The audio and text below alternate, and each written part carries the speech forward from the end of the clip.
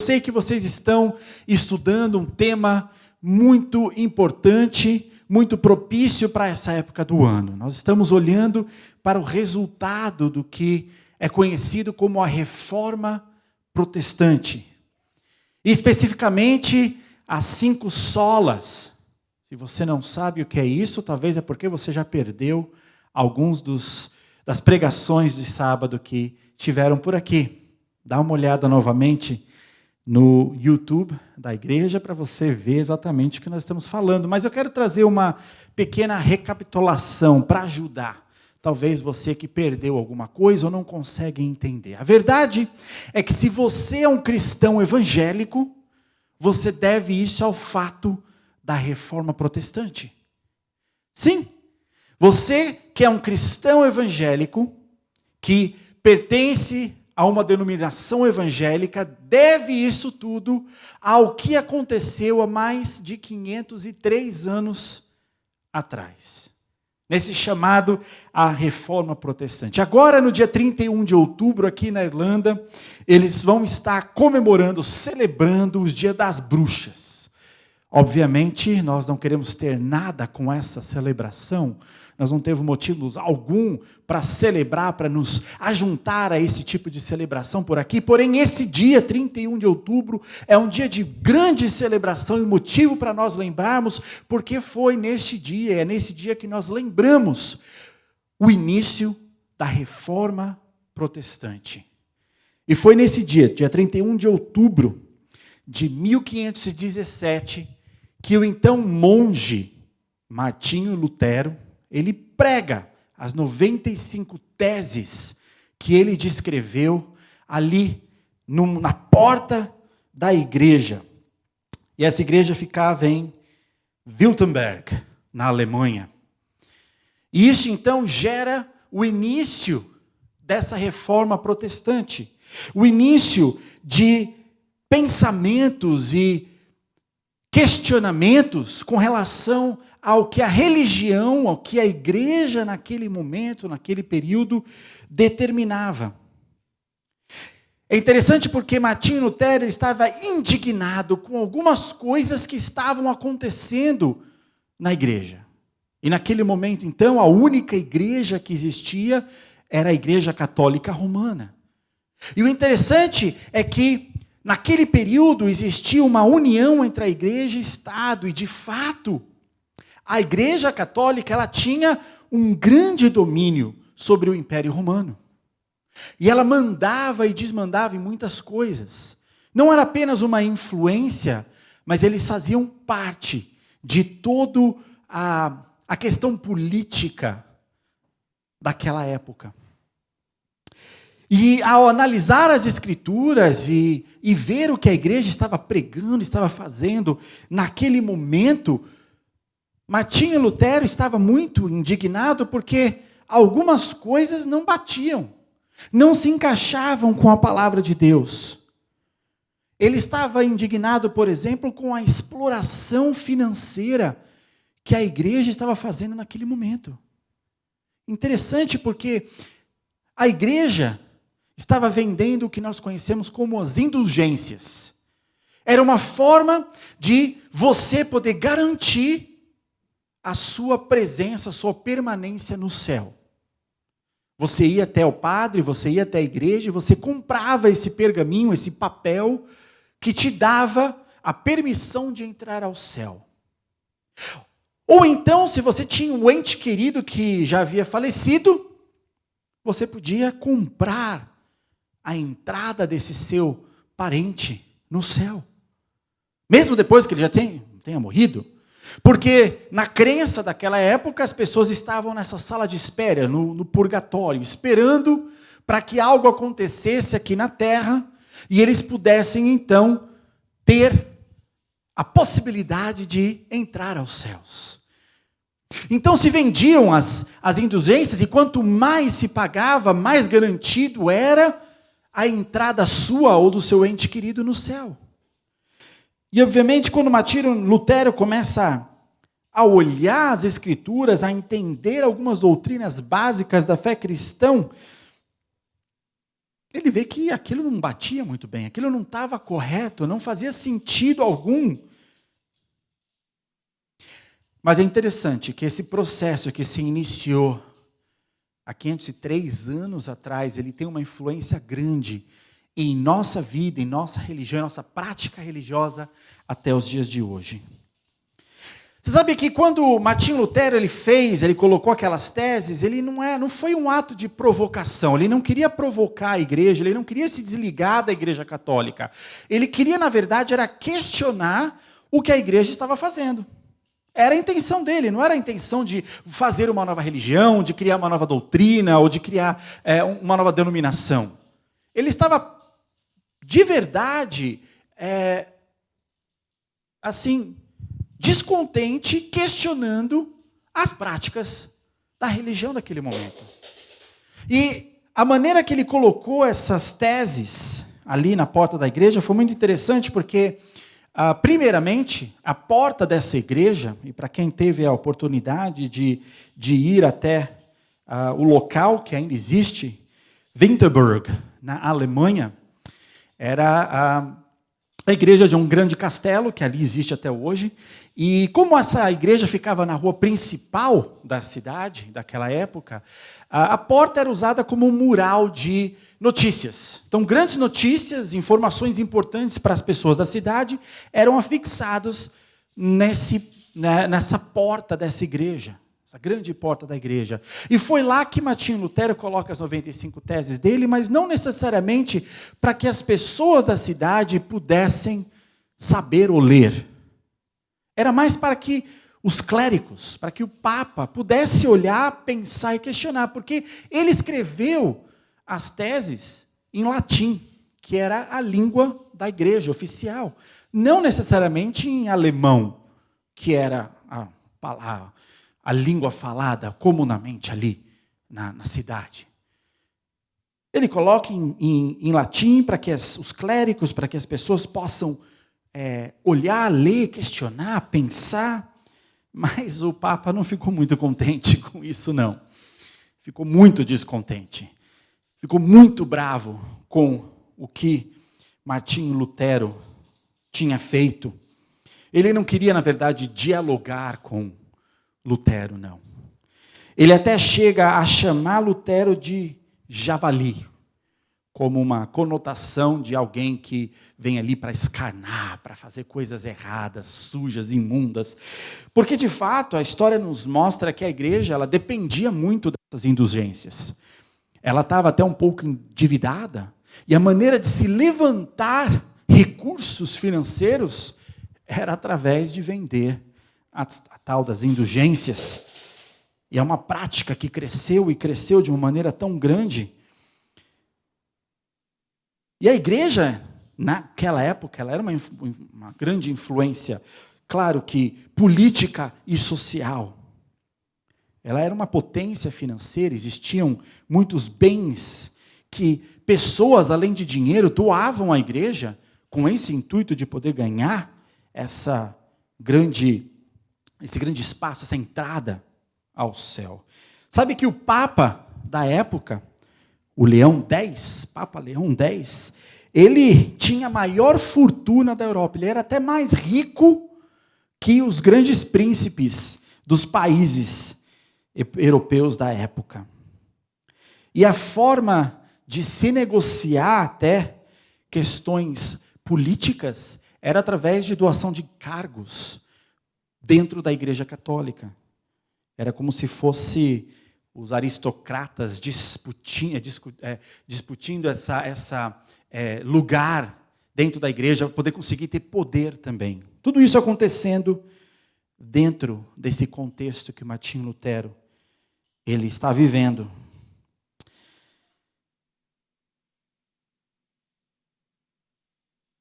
Os questionamentos que Lutero trouxe, como sendo o primeiro reformador, porque não foi somente ele que seguiu todos os questionamentos doutrinários da Igreja Católica naquela época, eles foram muito importantes não somente para o surgimento de novas denominações, para para que a igreja pudesse se desenvolver mais e buscar uma verdade bíblica mais absoluta.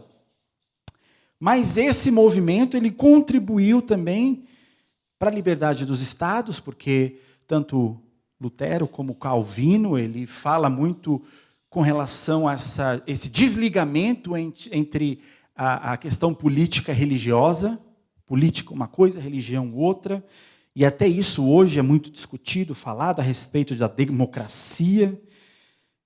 Ele fala muita coisa com relação à liberdade de expressão, que até hoje é influenciada para nós, pensamento.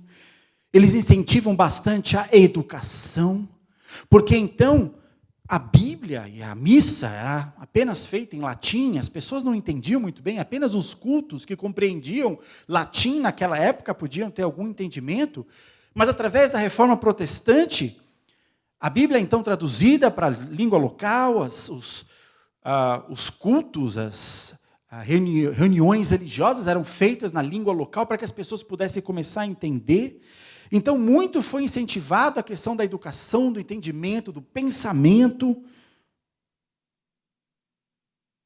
Foi muito grande a influência, o resultado do movimento da Reforma Protestante. Inclusive até com relação à Declaração Universal dos Direitos Humanos, que, sabe, ela foi redigida sob a influência das ideias dos reformadores. Naquela época, a venda de indulgências era uma prática muito comum. E assim acontecia. Eu penso muito hoje, nos dias de hoje, obviamente nós não temos mais esse tipo de prática. Nem a Igreja Católica faz mais isso. Mas existem outras práticas dentro das nossas igrejas, inclusive das nossas igrejas evangélicas, que por vezes divergem e estão longe das verdades bíblicas. Aquelas exigências que talvez são feitas para que você possa então adquirir algo. Se você contribuir, se você participar, se você der o seu dinheiro, você vai ser abençoado e você vai obter. Se você determinar, você vai ter a posse daquilo que Deus tem para você. Essas doutrinas, que estão muito bem propagadas entre o meio evangélico, elas também divergem de uma grande forma, de uma maneira terrível, dos aspectos da formação teológica que nós vemos na Bíblia. Então, dentro desse pano de fundo, quando nós olhamos, nós precisamos, e é o fato que Lutero queria, e o que a intenção dela era, que nós voltássemos, que as pessoas, os religiosos, voltassem para as Escrituras e entendessem qual era a doutrina que Deus estava trazendo para nós. E hoje nós vamos estar falando sobre uma dessas doutrinas, uma dessas solas, que é a sola fide. Somente pela fé. Que é somente pela fé que eu e você podemos estar na presença de Deus. Não há outra forma. É somente quando nós, de fato, acreditamos. E muita gente, quando eu converso a respeito de fé e falo a respeito de crença, diz que eu tenho alguma crença, eu acredito em alguma coisa. Alguns até me dizem, eu não acredito em nada. Não há nada que eu acredite. O fato, a verdade é que todo mundo acredita em alguma coisa. Todo mundo tem algum tipo de fé. Pode ser que a sua fé esteja depositada nas coisas que você faz, no seu trabalho, no seu ganha-pão, no dinheiro. Porque se você tem o dinheiro, você pode comprar. Algumas pessoas depositam a fé que elas têm no governo. Outras não querem nem pensar porque não acreditam naquilo que o governo está fazendo. Eu e você temos fé, sim, em alguma coisa. Nós acreditamos em algo. Se eu tiver, por exemplo, uma cadeira aqui, e eu pedir para alguém vir e sentar na cadeira, a pessoa vai vir e vai sentar. Como você deve ter feito hoje na sua casa.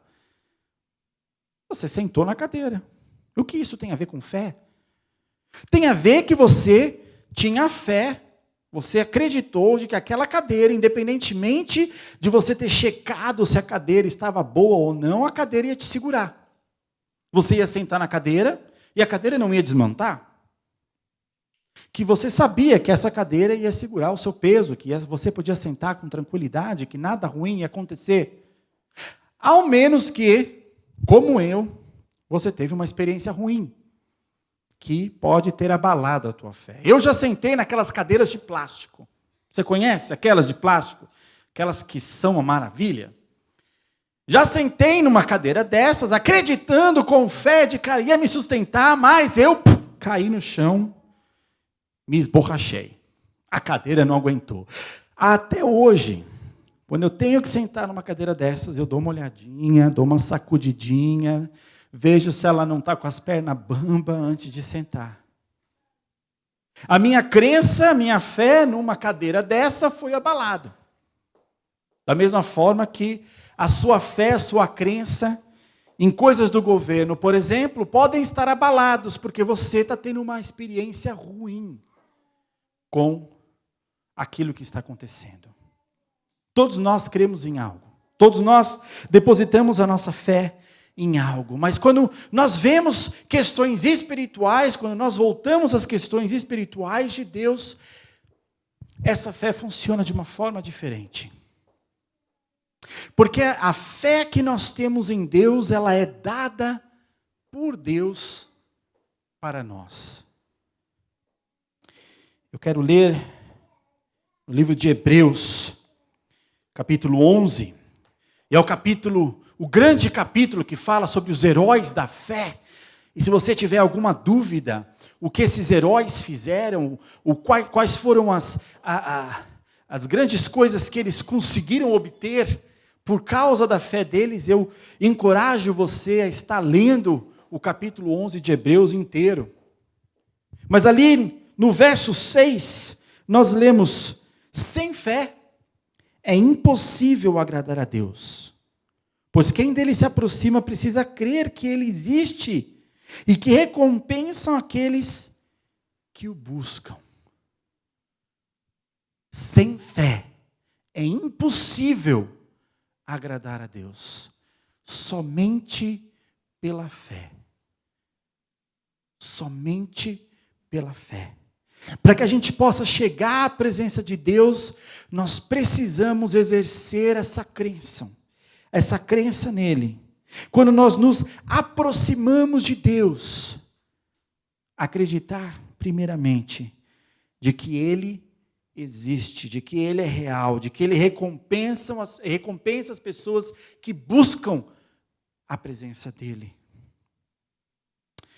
No início desse mesmo capítulo, nós lemos: ora, a fé, ela é a certeza daquilo que esperamos, e a prova das coisas que não vemos. Pois foi por meio dela que os antigos receberam bom testemunho.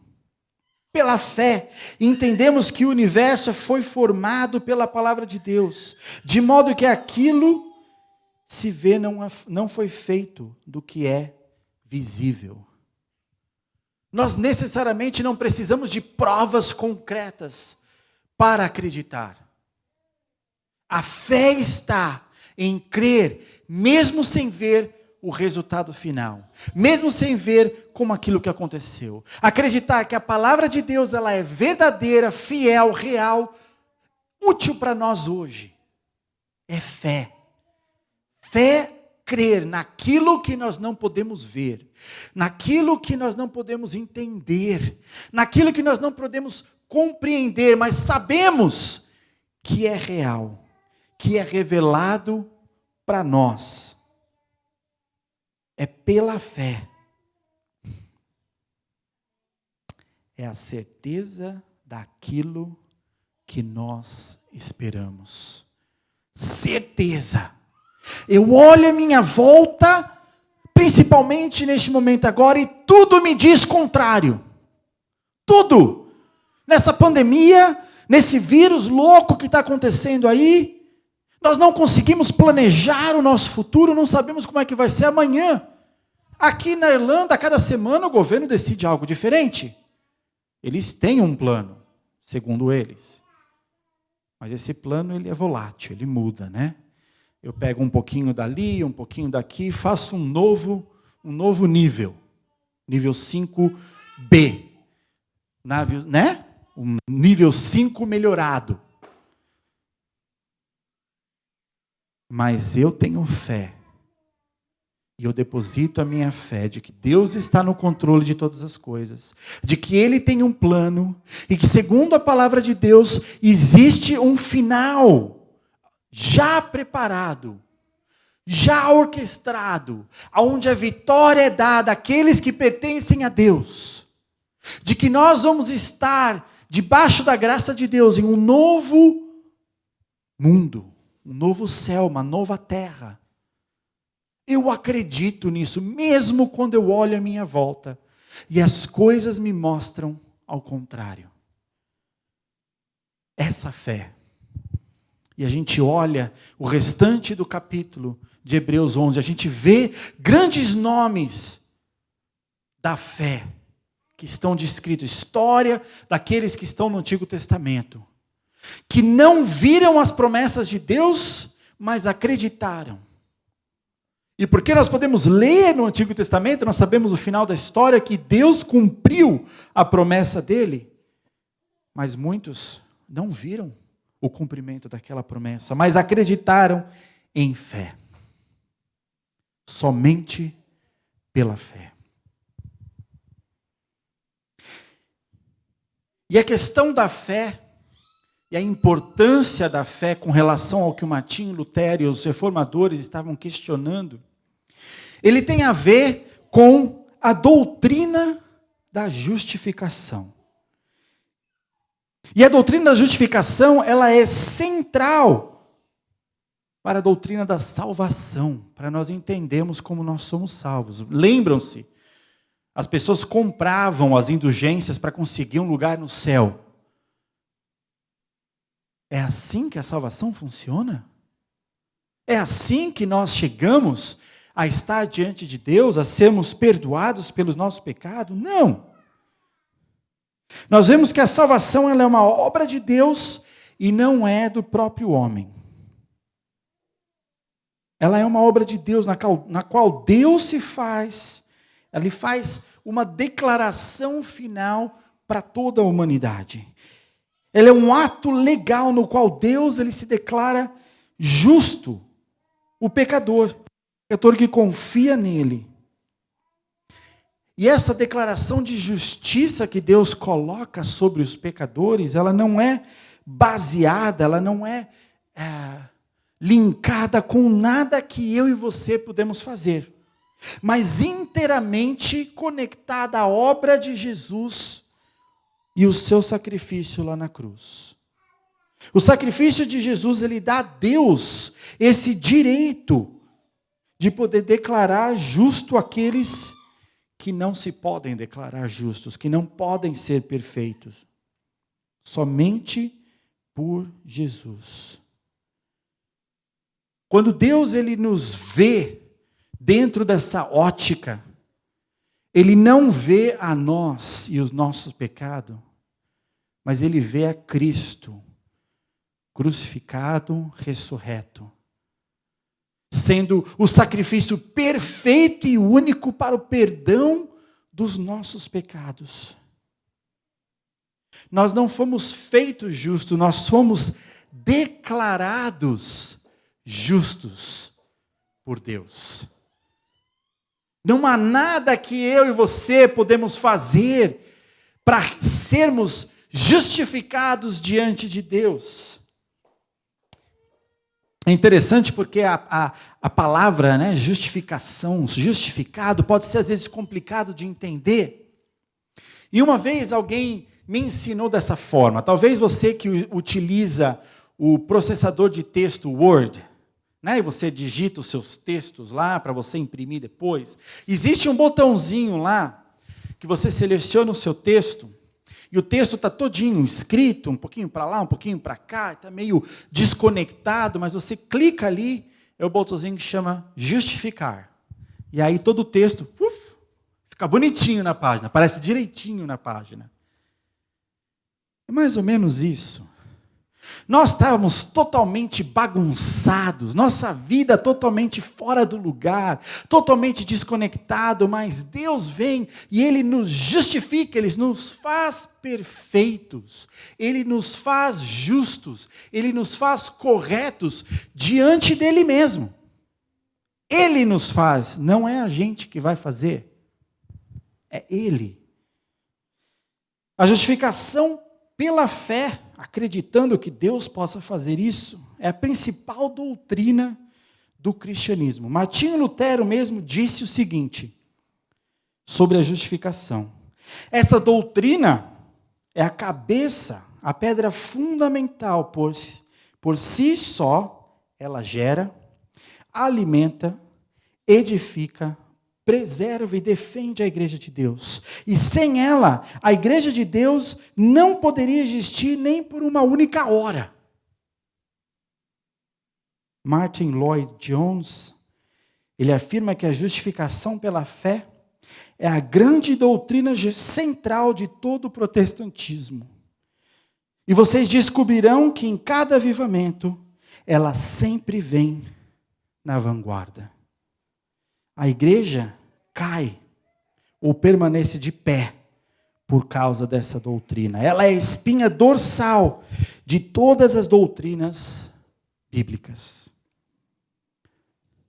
Já o pregador John Piper diz: pregar e viver a justificação pela fé glorifica Cristo, resgata pecadores desesperados, encoraja santos imperfeitos e fortalece igrejas frágeis. A justificação, ela é então um ato jurídico ou uma sentença divina, na qual ele declara perdoado todo o pecador que crê em Jesus.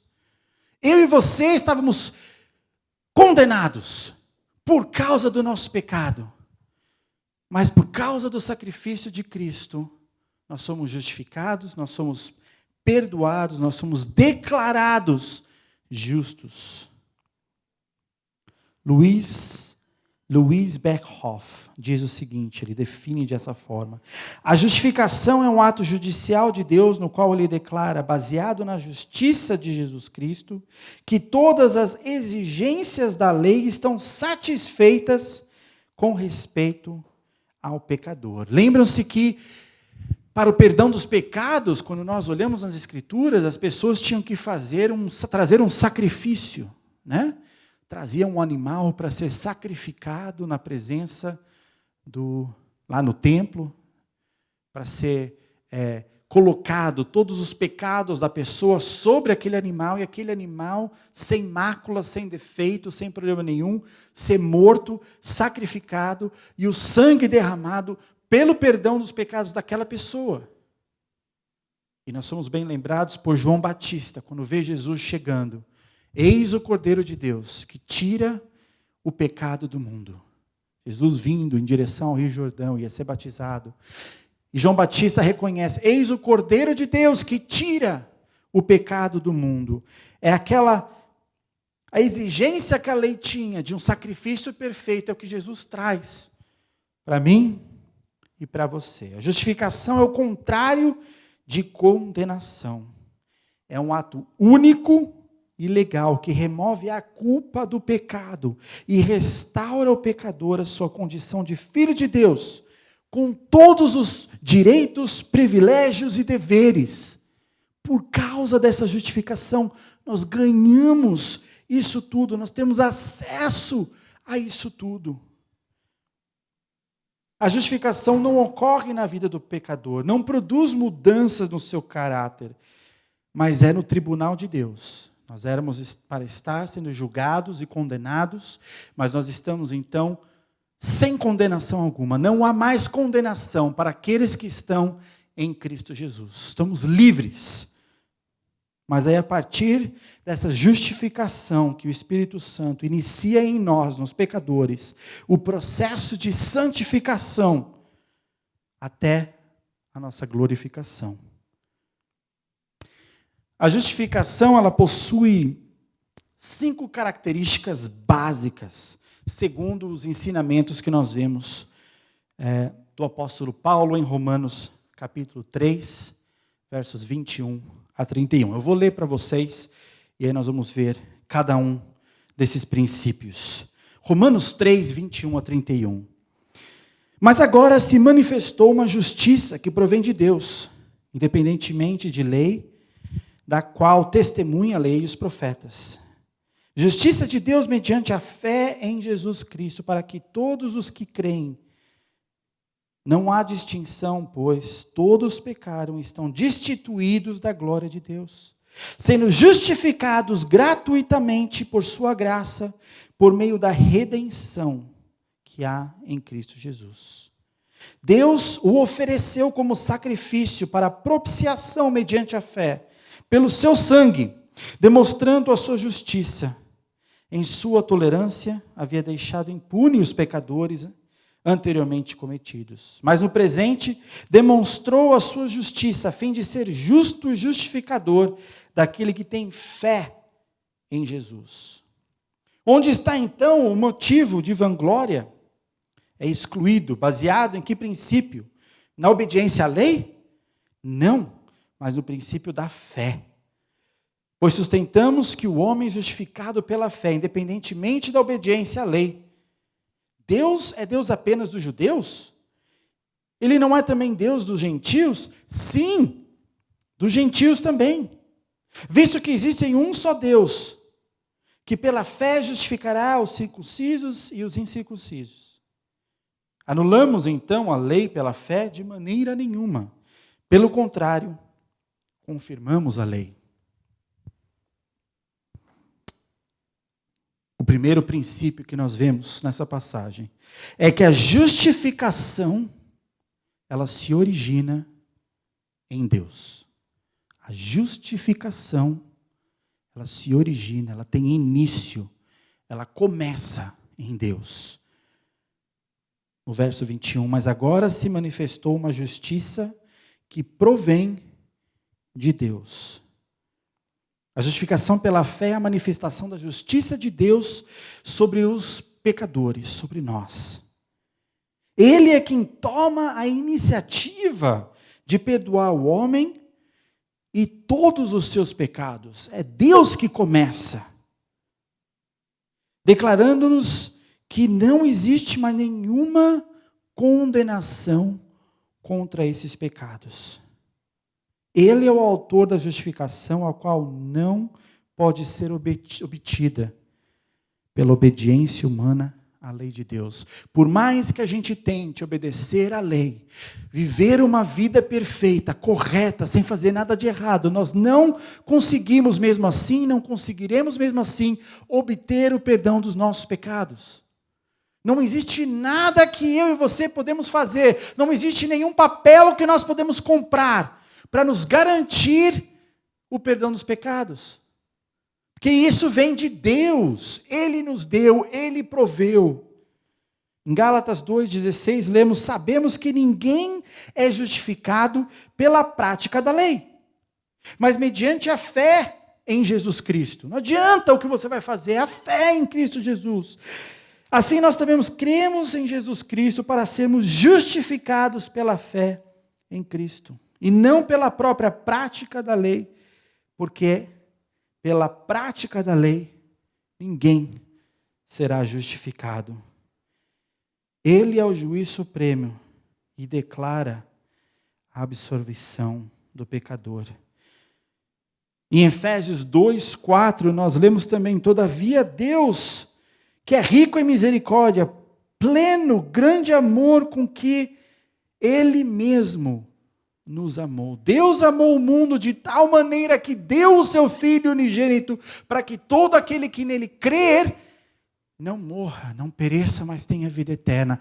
Isso se inicia a partir de Deus, não é a partir de mim ou você. O segundo princípio que nós vemos nessa passagem, a justificação, ela é pela fé. A justificação, ela é pela fé. A justiça de Deus, ela é recebida mediante a fé. No verso 22 de Romanos 3, nós lemos justiça de Deus mediante a fé em Cristo, em Jesus Cristo, para todos os que creem. A justificação não acontece por causa da fé, mas por meio ou através da fé. A fé não tem nenhum merecimento, mas ela é o instrumento ou a mão que vai receber esse presente que foi nos dado. Essa fé, para receber isso, ela não existe naturalmente no coração humano, mas ela é algo dado por Deus para nós. Por isso, toda pessoa, para ser justificada, precisa receber de Deus a fé. Como está em Efésios 2:8. Pois vocês são salvos pela graça, por meio da fé. E isso não vem de vocês, é dom de Deus. E o verso 9 diz, não por obras, para que ninguém se glorie. Não é por aquilo que nós fazemos, pelas nossas obras, pelos nossos atos, para que a gente não tenha glória nenhuma disso. Não, isso é dado por Deus. É um dom de Deus dado para você e para mim. A justificação, ela é pela fé. Terceiro princípio, a justificação, ela é uma necessidade. A justificação, ela é uma necessidade. Todos os homens e mulheres, a raça humana, nós todos somos pecadores e nós necessitamos do perdão de Deus. A justiça de Deus é para todos e sobre todos. Porque todos erraram o alvo de glorificar a Deus. Nós erramos. Nós deixamos de ser conforme os propósitos de Deus, como está em Romanos. Pois todos pecaram e carecem da glória de Deus. Romanos 3:10 até diz que não existe nenhum justo sequer. Não há ninguém perfeito, ninguém correto. Existe uma necessidade de sermos feitos corretos, de sermos feitos ajustados para poder estar na presença de Deus. Nós somos pecadores. Nós nascemos com essa natureza. E nós precisamos do perdão divino.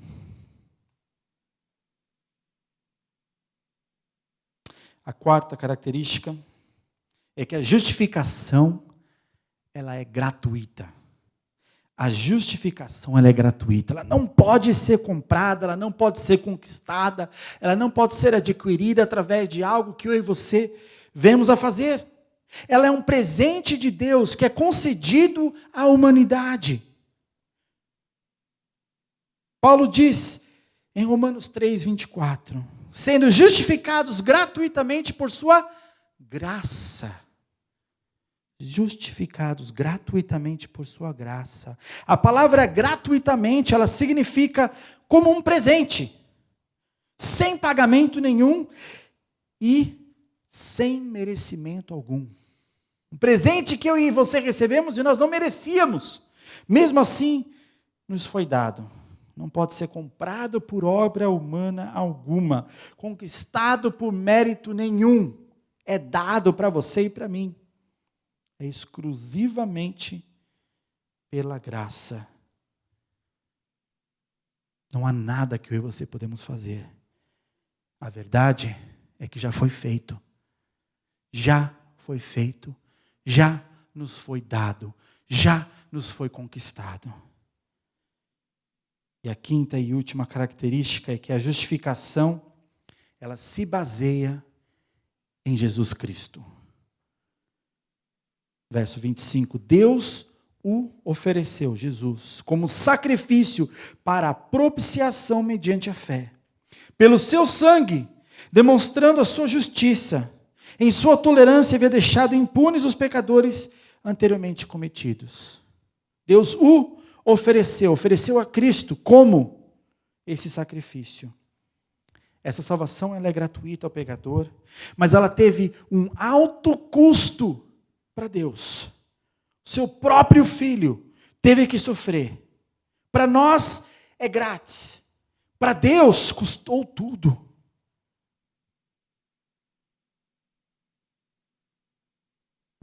Primeiro Pedro, capítulo 1, 18 e 19. Vocês sabem que não foi por meio das coisas perecíveis, como prata e ouro, que vocês foram redimidos, da sua maneira vazia de viver, como lhes foi transmitida por seus antepassados, mas pelo precioso sangue de Cristo, como de um cordeiro sem mancha e sem defeito. É por meio do sacrifício de Jesus Cristo que Deus toma a culpa do pecado e atribui a Cristo. É a justiça que há em Cristo Jesus. Essa justiça ela é colocada sobre mim e sobre você. Jesus pagou a pena em nosso lugar, porque o salário do pecado é a morte.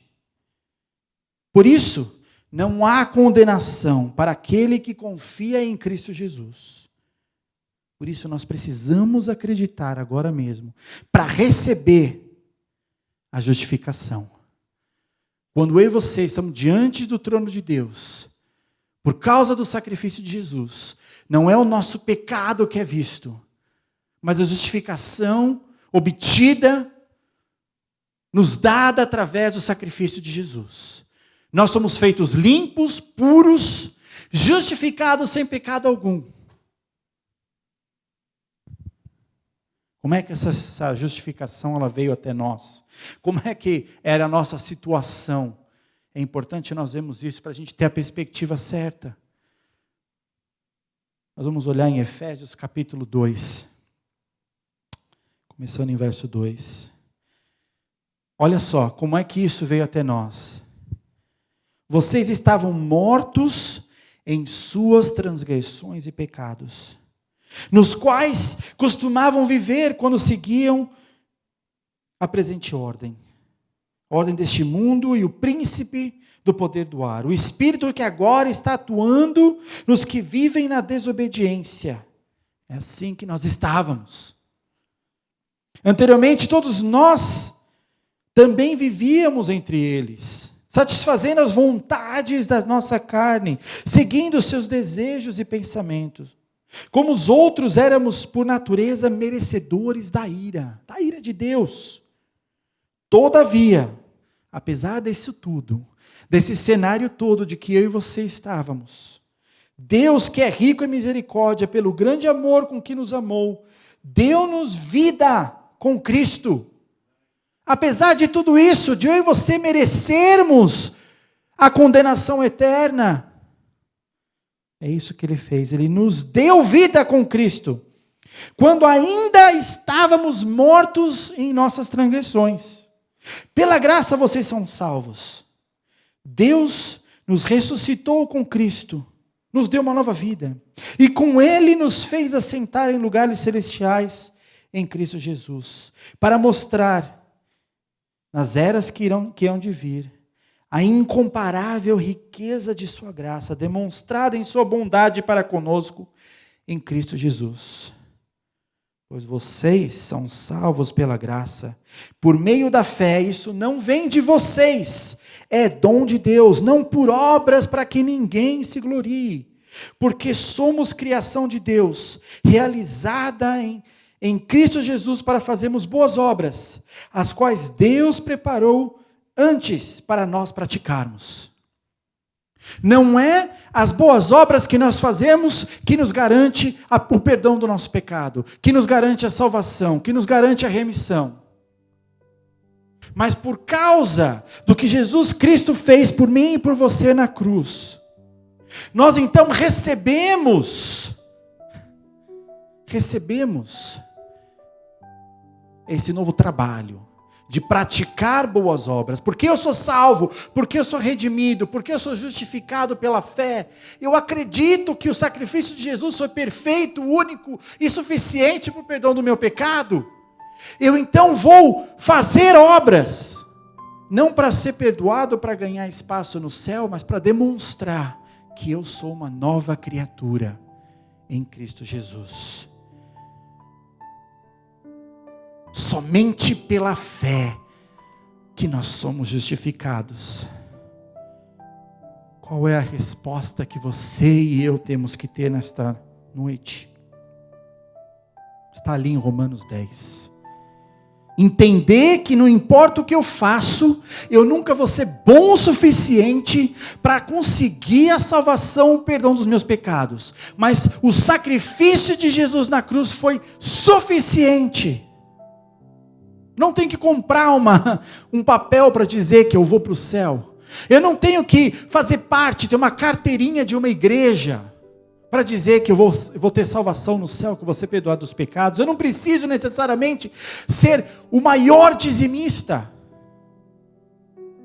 Todas essas coisas, elas viram as obras, as consequências, porque eu sei que eu fui perdoado, que eu era um grande pecador, que Jesus morreu por mim enquanto eu ainda era pecador, inimigo dele, e ele me deu o perdão do pecado. Eu vou fazer essas coisas. Eu vou dizimar, eu vou à igreja, eu vou fazer boas obras para as pessoas, porque eu já fui perdoado. Aqui está a nossa resposta, Romanos 10, 9. Se com tua boca confessares que Jesus é o Senhor, e creres em teu coração que Deus o ressuscitou dentre os mortos, serás salvo. Porque com o coração se crê para a justiça, e com a boca se faz confissão para a salvação. Conforme diz a Escritura, todo o que nele crer jamais será decepcionado. Portanto, não há distinção entre judeus e gentios, pois o mesmo Senhor é o Senhor de todos, e abençoa todos ricamente que os invocam. Porque todo aquele que invocar o nome do Senhor será salvo. Essa resposta que eu e você temos que ter, quando nós entendemos que nós já fomos justificados, que nós já fomos perdoados, nós já fomos comprados, que o sacrifício de Jesus é perfeito e único, que não partiu de mim, não partiu de você, mas veio dele.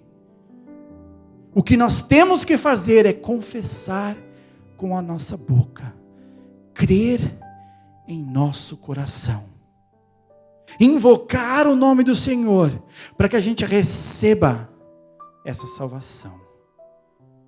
Você já fez isso alguma vez na sua vida? Ou será que você é um daqueles que diz, não, Júnior, eu primeiro preciso acertar a minha vida, eu primeiro preciso deixar de fazer aquele pecado, ou deixar de fazer aquela coisa errada, para que eu possa vir à presença de Deus. Eu primeiro preciso corrigir a minha vida. Não é isso, não. Você não tem que fazer nada. Já foi feito. Você não tem que dizer nada, de mudar nada. Já foi feito e vai ser a obra do Espírito Santo na sua vida depois disso. Você só tem que confessar, aceitar, receber. Faça isso hoje. Talvez você já tenha vindo na igreja, você já esteja envolvido em religião há muito tempo na sua vida, mas você nunca entendeu que é pela fé que você é justificado. Você nunca depositou a sua fé na justificação de Jesus, no sacrifício de Jesus, justificação de Deus, sacrifício de Jesus.